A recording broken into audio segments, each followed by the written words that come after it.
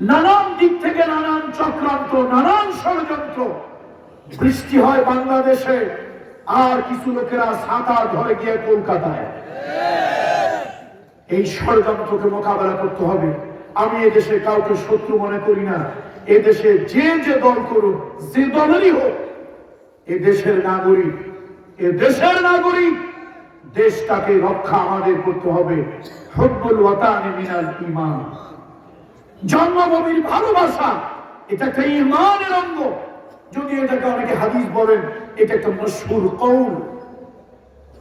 হুব্বুল ওয়াতানি মিনাল ঈমান। সুতরাং দেশের ভালোবাসা হৃদয়ে থাকতে হবে।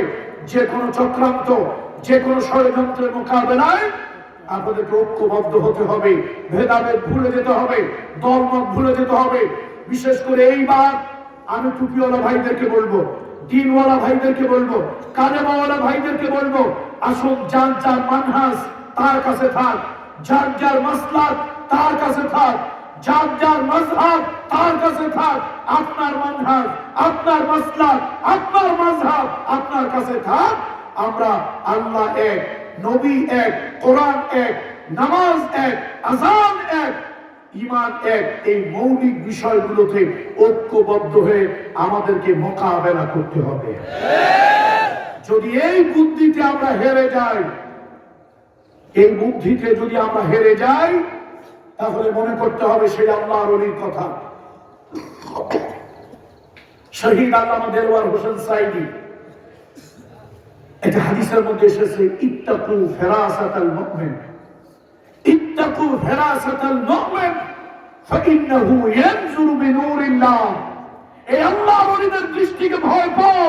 আল্লাহর ওলিরা এই বাহ্যিক চোখ দিয়ে দেখে কথা বলে না, আল্লাহর ওলিরা কথা বলে অন্তরের ভিতরে অন্তর্দৃষ্টি দিয়া।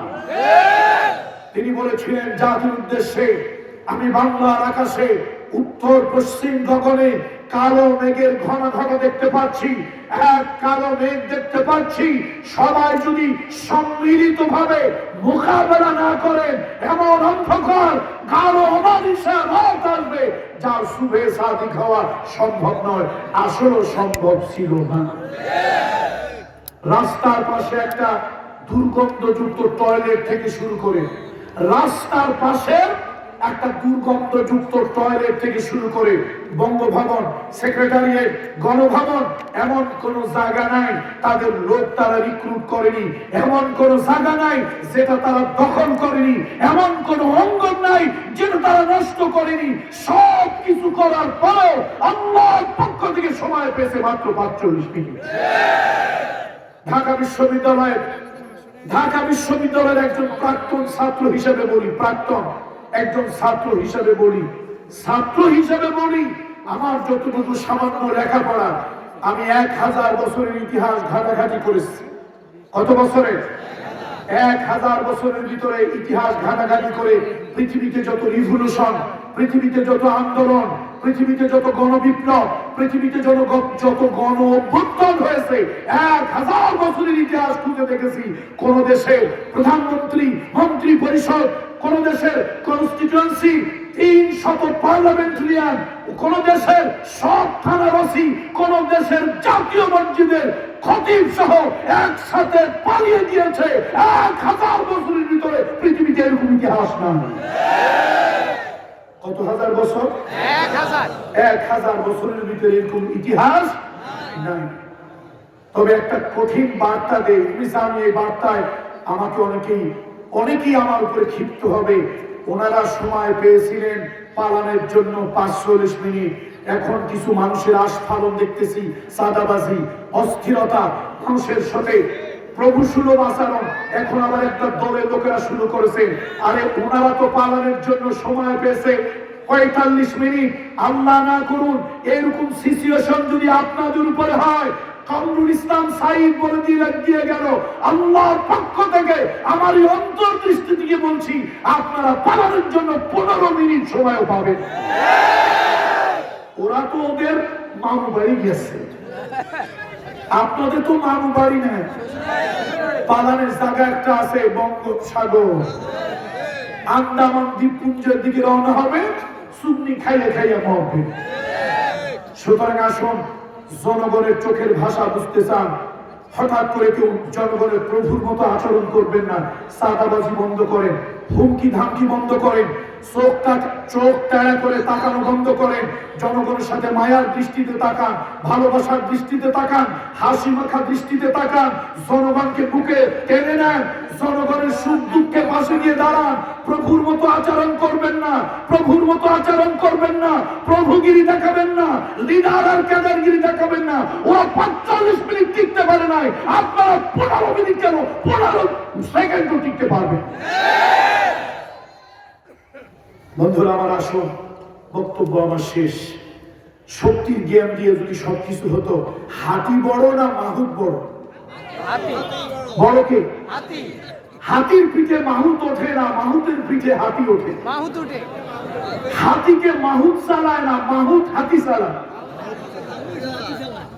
এখন হাতি কয় মাহুত রে, মাহুত তুই একটু একটা মানুষ, যদি শক্তির বিবেচনায় শ্রেষ্ঠত্ব হতো, শক্তির বিবেচনায় যদি শ্রেষ্ঠত্ব হতো, তাহলে আমি তো শ্রেষ্ঠ। কিন্তু জ্ঞানের বিবেচনায় মালিক তোকে শ্রেষ্ঠ বানিয়েছে, জ্ঞানের বিবেচনায় আল্লাহ তোকে শ্রেষ্ঠ বানিয়েছে। তাই তুই আমার পিঠে উঠে কোটা দিয়ে আমার একটা খোসা মারিস, আমি ব্যথা পাই, জোরে জোরে দৌড়াই। যদি জ্ঞানের বিবেচনায় শ্রেষ্ঠত্ব না হতো, শক্তির বিবেচনায় শ্রেষ্ঠত্ব হতো, তোর মতো মাহুতকে আমি তো মারতাম না। শুধু আমার ঠ্যাঙ্গের নিচে রাখা রিল্যাক্স মুডে ঠ্যাংটা একটু আরামে দাঁড়া, এরকম রিল্যাক্স মুডে ঠ্যাংটা একটু থুয়ে দিতাম, বেলের মতো ফট্টাস করে তোর মাথাটা হেঁটে। সুতরাং শক্তি দিয়া সবকিছু হয় না, শক্তি দিয়া সবকিছু হয় না। জ্ঞান খাটাতে হবে, বিবেক খাটাতে হবে, বুদ্ধি খাটাতে হবে। আমার এই দেশটা শকুনের কুদৃষ্টি পড়েছে, চতুর্দিক থেকে শকুনের থাবা আসতেছে। এই শকুনের থাবা থেকে দেশটাকে হেফাজত করতে হবে। অমুসলিম যারা আছে তাদের কাছে মেসেজটা পৌঁছে দেবেন, সংখ্যালঘু যারা আছে তাদের কাছে মেসেজ পৌঁছে দেবেন। এদেশের সংখ্যালঘু আমাদের কাছে আমানত। বিশ্বনবী বলেছেন, আল্লাহর হাবিব বলেছেন, মুহাম্মদ রাসূলুল্লাহ সাল্লাল্লাহু আলাইহি ওয়াসাল্লাম বলেছে, কোন সংখ্যাগরিষ্ঠ এলাকায় সংখ্যালঘু সম্প্রদায় যদি আক্রান্ত হয়, জুলুম নির্যাতনের শিকার হয়, কিয়ামতে আল্লাহর আদালতে বিশ্বনবী মানবতার বন্ধু, মানবতার শিক্ষক মুহাম্মদ রাসূলুল্লাহ সাল্লাল্লাহু আলাইহি ওয়াসাল্লাম সংখ্যালঘুদের পক্ষ নিয়ে সংখ্যাগরিষ্ঠদের বিরুদ্ধে আল্লাহর আদালতে নালিশ দায়ের করবেন, আল্লাহর আদালতে বিচার দায়ের করবেন। রাসূলুল্লাহ সাল্লাল্লাহু আলাইহি ওয়াসাল্লাম বলেছেন। সুতরাং সংখ্যালঘুদেরকে নির্ভয় দেবেন, দেখো তোমরা এদেশের নাগরিক, এই দেশের নাগরিক, এই দেশে চলো, এই দেশের মানুষের সাথে চলো, তোমার নাগরিক অধিকার নিয়ে চলো। কিন্তু তুমি এই কাজটা করবে না। আমাদের ফরিদপুর, মাদারীপুর, গোপালগঞ্জ, আমাদের অঞ্চলে একটা আঞ্চলিক ভাষা আছে, ভাত খাও ভাতারে, গীত গাও নাঙ্গে। হ্যাঁ, ভাত খাও ভাতারে, গীত গাও নাঙ্গে। যার ভাত খাও তার কথা বলো, এদেশে থাকো, ব্যবসা বাণিজ্য করো, এদেশে আরামে তোমরা আসো। বাংলাদেশের সংখ্যালঘু সম্প্রদায় যতটা নিরাপদে আছে, পৃথিবীর কোন রাষ্ট্রে, কোন দেশে, রাষ্ট্রের থেকে সংখ্যালঘু সম্প্রদায় এত নিরাপদে পৃথিবীর কোথাও থাকে। ইন্ডিয়াকে আপনারা বলেন ধর্মনিরপেক্ষ দেশ, ওদের মতো কঞ্জুস, ওদের মতো কঞ্জুস পৃথিবী থেকে আছে। এখনো যে দেশের লোকেরা টয়লেট বানায় না খরচের ভয়ে, শাশুড়ি এই জায়গায় চোখ বন্ধ করে পাছার কাপড় উঠাইয়া পায়খানা করে, হাগু করে, বৌমা একটু দূরেই সে আবার চোখ বন্ধ করে পাছার কাপড় উঠাইয়া হাগু করে, তার আর একটু পরে শ্বশুর মশাই আবার চোখ বন্ধ করে খোলা আকাশের নিচে পাছার কাপড় উঠাইয়া যারা হাগু করে। এই সভ্যতার যুগে, বিজ্ঞানের যুগে, টেকনোলজির যুগে, এই মডার্ন যুগেও যারা টয়লেট বানায় না, যেখানে সেখানে চোখ বন্ধ করে পাছার কাপড় উঠাইয়া হাগু করতে বসে যায়, ওরা আবার আমাদেরকে সভ্যতা শিখাইতে আসে। মনে হয় কচু গাছে গলায় দড়ি নিয়ে মরে যায়। আর ওরা যে কত ধর্ম নিরপেক্ষ। আমি তো দিল্লির লাল কেল্লায় গিয়েছি, দেখেছি ওদের আচরণ। বিভিন্ন মসজিদে গিয়েছি, দেখেছি ওদের আচরণ। গিয়েছি আজমির শরীফ, আপনার যে আজমির খাজা মঈনুদ্দিন চিশতি, এই ভারতীয় উপমহাদেশের মুকুটবিহীন সম্রাট গত 15-20 দিন ধরে সোশ্যাল মিডিয়াতে আপনারা একটা সংবাদ দেখতেছেন, ষড়যন্ত্র করতে করতে এখন কোথায় তারা হাত দিয়েছে। তারা বলেছে খাজা মঈনুদ্দিন চিশতি রহমাতুল্লাহি আলাইহি আল্লাহর ওলি, এই ভারতবর্ষে মুকুটবিহীন সম্রাট যিনি, তার মাজার, তার মসজিদের নিচে নাকি মন্দির আছে। আসলে গোবর খাইতে খাইতে ওদের পুরো মাথাটাই গোবর হয়ে গেছে। কি খাইতে খাইতে? গোবর খাইতে খাইতে পুরো মাথাটাই নষ্ট, গোবর হয়ে গেছে। আমরা অন্য ধর্মের লোকদেরকে সম্মান করি, অন্য ধর্মের লোকদেরকে সম্মান করি, তাদের নাগরিক অধিকারের প্রতি রেসপেক্ট করি, তাদের নাগরিক অধিকার ক্ষুণ্ণ না হয় আমরা ধর্ম দিয়ে কারোর সাথে মিলাইতে যাই না। লাকুম দীনুকুম ওয়ালিয়া দীন, তোমাদের ধর্ম তোমাদের কাছে, আমাদের ধর্ম তোমাদের ধর্মে যেটা বৈধ জায়েজ, আমাদের ধর্মে ওটা হারাম। আমাদের ধর্মে যেটা সওয়াবের কাজ, তোমার ধর্মে ওটা পাপের কাজ। আমরা গরু জবাই করি গুনাহের জন্য না সওয়াবের জন্য? নেকি জান্নাতের জন্য না আল্লাহর গজবের জন্য? আল্লাহর জান্নাতের জন্য। ইসমাঈল আলাইহিস সালাতু ওয়াস সালামকে কুরবানি করেছিলেন ইব্রাহিম খলিলুল্লাহ। কি করেছিলেন? অনেকে বলে কুরবানি করেন নাই, আমি কিন্তু এর পক্ষে না। তিনি অবশ্যই ইসমাঈল আলাইহিস সালামকে কুরবানি করেছিলেন, করার উদ্যোগ নিয়েছিলেন। এ কথা বলবেন না, বলেন ইসমাঈলকে কুরবানি করেছিলেন 100%, কোনো সন্দেহ নাই। ফালাম্মা আসলামা ওয়া তাল্লাহু লিল জাবিন ওয়া নাদাইনাহু আইয়া ইব্রাহিম قد صدقت الرؤيا إنا كذلك نجزي المحسنين। ইব্রাহিম খলিলুল্লাহ নিজের চোখ বাঁধলেন, ইসমাঈলের চোখ বাঁধলেন, ছুরি চালাইলেন, আল্লাহর আরশ কেঁপে উঠছে। আল্লাহ তাআলা এই দৃশ্য দেখতেছেন, ফেরেশতারা কেঁদে জারজার হয়ে যাচ্ছে। আল্লাহ তাআলা বলেন ফেরেশতা যাও। ইব্রাহিম আলাইহিস সালাম সর্বাত্মক চেষ্টা চালাচ্ছেন গলাটা কাটার জন্য, ছুরিরে বারবার ধার দিয়া বারবার চেষ্টা করতেছে, যাও আমি আল্লাহ সহ্য করতে পারি না। ইসমাঈল যেন না জানে, ইব্রাহিম যেন টের না পায়, ইসমাঈলকে সরিয়ে দাও। ওয়াফাদাইনাহু বিযিবহিন আযীম, ওয়াফাদাইনাহু বিযিবহিন আযীম। আল্লাহ তাআলা ইসমাঈলকে গোপনে সরিয়ে দিলেন। একটা দুম্বা আল্লাহ তাআলা ফেরেশতাকে দিয়ে সেখানে ঢুকিয়ে দিলেন। জবা হলো, আওয়াজ হলো, রক্ত ইব্রাহিম খলিলুল্লাহর হাতে লাগলো। ইব্রাহিম খলিলুল্লাহ নিশ্চিত হলেন, মুতাআক্কিদ হলেন, জবা হয়ে গেছে। জবা হওয়ার পর আওয়াজ শুনছে, রক্ত এসে হাতে লাগছে, গায়ে লাগছে, জবা নিশ্চিত হয়ে গেছে। এবার চোখ খোলার আগেই তিনি আল্লাহর কাছে বলছেন, আল্লাহ আপনার সন্তুষ্টির জন্য আমার প্রিয়তম পুত্রকে আমি জবাহ করেছি, মালিক আমি যেন চোখটা খুলে এই দৃশ্যটা দেখে সহ্য করতে পারি। চোখ যখন খুলছেন, ইসমাঈল জবাহ হয়েছে না দুম্বা জবাহ হয়েছে? সুতরাং বাপ কিন্তু 1% কোন হিপোক্রেসি, 1% কোন চালাকি করে নাই। ইসমাঈলকে কোরবানি তিনি দিয়েছেন, ইসমাঈলকে তিনি কোরবানি দিয়েছেন 100%, 1% ভুল নাই। এবার দেখেন আল্লাহ তাআলা এই আমলটা মুসলিম মিল্লাতের জন্য মুহাম্মদ রাসূলুল্লাহ পছন্দ করলেন। কোরবানি আমাদের উপর একটা ওয়াজিব ইবাদত। আমরা অত্যন্ত স্বাচ্ছন্দ্যে সওয়াবের উদ্দেশ্যে ইসমাঈল এবং ইব্রাহিমকে স্মরণ করে কোরবানি আমরা দিই। আমরা গরু কোরবানি দিই, আমাদের কাছে ইবাদত। হিন্দুর কাছে এটা কি? পাপের কাজ। তারা মূর্তি বানায়, মূর্তির পূজা করে। আমার ধর্মে মূর্তি হারাম। বিশ্বনবীকে জিজ্ঞাসা করা হয়েছে, লিমা বুইস্তা, পৃথিবীতে আপনি আসছেন কেন? রাসূলুল্লাহ বলেছেন, বুইস্তু লিকাসরিল আসনাম, আমি মূর্তির সংস্কৃতি বিনাশ করে দেওয়ার জন্য পৃথিবীতে এসেছি। সুতরাং হিন্দু ভাই, তিনি এই দেশের নাগরিক, বৌদ্ধ দেশের নাগরিক, খ্রিস্টান দেশের নাগরিক। তার ধর্মে যদি, তার শরীয়তে যদি মূর্তি বানানো বৈধ হয়, 1000টা মূর্তি তার উপাসনালয় হোক, তার দেবালয় হোক, রাষ্ট্রের নাগরিক হিসাবে রাষ্ট্রের প্রধান, এই রাষ্ট্রের ধর্ম মন্ত্রণালয় তারা যদি মনে করে রাষ্ট্রের নাগরিক হিসাবে তার রাইট, তার অধিকার আছে, তাহলে রাষ্ট্রের পক্ষ থেকে 1000টা মূর্তি তাকে বানিয়ে দেওয়া হোক, আমাদের কোনো আপত্তি নাই। কিন্তু মুসলমানের ট্যাক্সের পয়সা দিয়া মুসলমানের দেশে মুসলমানের ট্যাক্সের পয়সা দিয়া কোন নেতা, কোন বাবা, কোন স্বামী কারো ভাস্কর্য বাংলাদেশের মুসলমান বরদাস্ত করতে পারে না। এটা ইমানের পরিপন্থী কাজ, ইমানের পরিপন্থী কাজ।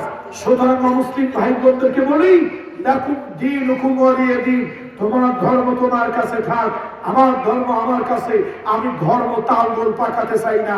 আমার ধর্মে যেটা বৈধ সওয়াব পুণ্যের কাজ, তোমার কাছে সেটা অপছন্দের কাজ। তোমার ধর্মে যেটা বৈধ সওয়াব পুণ্যের কাজ, আমার কাছে সেটা পাপের কাজ। তোমার ধর্ম তোমার কাছে থাক, আমার ধর্ম আমার কাছে থাক। আমার ধর্মে সকল মানুষকে মানুষ হিসেবে মূল্যায়ন করো। মানুষ আল্লাহর সৃষ্টি। সুতরাং মানবিক কারণে তুমি রোগে পড়লে, তুমি শোকে পড়লে, তুমি বিপদে পড়লে, তুমি মুসিবতে পড়লে, তোমার নাগরিক অধিকার ক্ষুণ্ণ হলে, তোমার উপরে ডাকাত আক্রমণ করলে, কেউ তোমার গায়ে রক্ত ঝরালে, কেউ তোমার সম্পদ নিয়ে টানাটানি করলে, কেউ তোমার ইজ্জত নিয়ে টানাটানি করলে, আমি মুসলমান, বিশ্বনবী তোমার নিরাপত্তা দিয়েছে। আমি তোমার নিরাপত্তার জন্য প্রয়োজনে শহীদ হয়ে যাব, কিন্তু তারপরও তোমার নিরাপত্তা আমি ক্ষুণ্ণ হতে দেব না। কিন্তু তোমার ধর্ম, বলেন তোমার ধর্ম আমার ধর্ম, আমি তোমার ধর্মের সাথে মিলাতে চাই না। ওই গোলাম মার্কা হুজুর আপনি। আমার ধর্মে যেটা বৈধ, তোমার ধর্মে সেটা কি অবৈধ। তোমার ধর্মে যেটা বৈধ, আমার কাছে অবৈধ। সুতরাং তোমারটা তোমার কাছে থাক। আল মুসলিমু মান সালিমান নাস, আল মুসলিমু মান সালিমান নাস মিন লিসানিহি ওয়া ইয়াদিহি। বিশ্বনবী বলেছেন, মুসলমান ওই ব্যক্তি যার জবান এবং হাত থেকে অন্য মানুষ নিরাপদ থাকে। সুতরাং আমরা মুসলমান তোমাদের রক্ত ঝরাতে চাই না, আমরা মুসলমান তোমাদেরকে থাপ্পড় দিতে চাই না, আমরা মুসলমান তোমাদের ঘর বাড়ি দখল করতে চাই না, আমরা মুসলমান তোমাদের দেবালয় উপাসনালয় প্রতিবন্ধকতার সৃষ্টি করতে চাই না, আমরা মুসলমান তোমাদের দেবালয় আগুন দিতে চাই না, তোমাদের নারী ইজ্জত লুণ্ঠন করতে চাই না। আমরা মুসলমান এগুলি আমার ধর্মে জায়েজ বৈধ করে নাই। কিন্তু তোমাদেরকে জামাই আদর দেওয়ার পরও ইন্ডিয়ার প্রীতি যদি তোমরা ছাড়তে না পারো, তাহলে তোমরা দেশে থাকো কেন? ইন্ডিয়া চলে যাও। ভাত খাও ভাতারে, আর বিজ্ঞান কার জন্য? ওই নাঙ্গের। এটা তো ঠিক না। আমরা হিন্দু ভাইদের নিরাপত্তার পক্ষে না বিপক্ষে? নিরাপত্তার দায়িত্ব নেব কি নেব না? হাজারবার নেব। হাটহাজারী মাদ্রাসা কওমি অঙ্গনের সব থেকে বড় মাদ্রাসা হাটহাজারী। সেই হাটহাজারী মাদ্রাসার দেওয়াল ঘেঁষে 100 বছরের উপরে হিন্দু মন্দির। এদেশের আলেম ওলামারা যদি হিন্দু অথবা মাইনরিটি যারা, রিলিজিয়াস মাইনরিটি যারা আছে, ধর্মীয় সংখ্যালঘু যারা আছে, তাদেরকে যদি উৎখাত নির্মূল করতে চাইতো, কওমি মাদ্রাসা, এত বড় তো মাদ্রাসা হাটহাজারী মাদ্রাসা, তার কোল ঘেঁষে 100 বছরের বেশি ধরে একটা হিন্দুর মন্দির টিকে থাকতে পারত না। আল্লামা শহীদ সাইদি, শহীদ আল্লামা দেলোয়ার হোসেন সাইদি, আল্লাহর ওলি, বাইতুল মুকাররম মসজিদের খতিব মরহুম ওবায়দুল হক নব্বরাল্লাহু মারকাদাহু, শাইখুল হাদিস মরহুম আজিজুল হক নব্বরাল্লাহু মারকাদাহু ওয়া জাআলাল জান্নাতা মাসওয়াহু, সিংহ পুরুষ মুফতি আমিনী সাহেব। সেই 80 দশকের ঘটনা, যখন ভারতে বাবরি মসজিদকে শহীদ করে দেওয়া হলো, এই সকল আলেমেরা জাতির সামনে চিৎকার করে বলেছে, এদেশের অমুসলিমের আমাদের কাছে আমানত। আল্লাহ না করুন, আল্লাহ না করুন, আল্লাহ না করুন, ইন্ডিয়ার উগ্র জঙ্গিবাদী হিন্দু গোষ্ঠী যদি আল্লাহ না করুন ভারতের সব মুসলমানদেরকে যদি শহীদ করে দেয়, আল্লাহ না করুন, এদেশের যারা মাইনরিটি আমাদের কাছে আমানত, আমরা তাদের জান মাল উপাসনালয়ের কোনো ক্ষতি আমরা করব না। আলহামদুলিল্লাহ, আলহামদুলিল্লাহ। এদেশে জামাত ইসলামের লোক বলেন, হেফাজত ইসলামের লোক বলেন, আলিয়া মাদ্রাসার লোক বলেন, কওমি মাদ্রাসার লোক বলেন, এদেশে আলেম ওলামা, এদেশের দ্বীনপন্থী ইসলামী সংগঠন, ইসলামী কোন মাদ্রাসার দ্বারা অমুসলিমেরা কখনো আক্রান্ত হয়নি।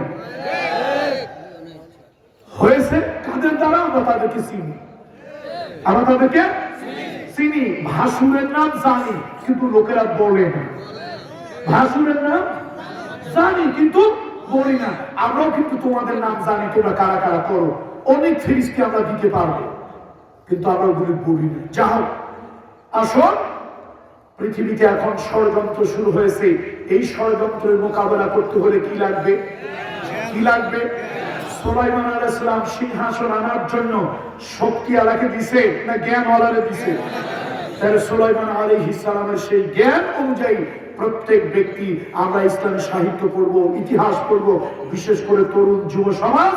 আমি আপনাদেরকে ইসলামী সাহিত্য, ইসলামের ইতিহাস, মুসলমানদের সালাউদ্দিন আইয়ুবের ইতিহাস, শহীদ তিতুমের ইতিহাস, হাজী শরীয়তুল্লাহর ইতিহাস, মুসলমানদের স্বর্ণযুগের ইতিহাস পড়ার জন্য আজকের এই মিডিয়ার বন্ধুরা যারা এসেছেন, এতগুলো মিডিয়ার বন্ধু যারা এসেছেন, এই মিডিয়ার বন্ধুদের মাধ্যমে এবং মিডিয়ার বন্ধুরা যেই চ্যানেলগুলি চালাচ্ছেন সেই চ্যানেলের দর্শকদের মাধ্যমে আমি গোটা মুসলিম মিল্লাতের কাছে এই আহ্বান রাখতে চাই, আসুন, যুদ্ধ শুরু হয়েছে, যুদ্ধ শুরু হয়েছে।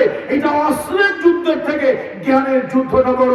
এই যুদ্ধে আমাদেরকে জ্ঞানের যুদ্ধে বিজয়ী হতে হবে। জ্ঞানের যুদ্ধে কি হতে হবে? বিজয় হতে হবে। সে বিজয় অর্জন করার জন্য যেরকমটি জ্ঞান অর্জন করা দরকার, আল্লাহ তাআলা সে জ্ঞান আমাদের সকলকে অর্জন করার তৌফিক দান করুন। হাদা মা ইনদি।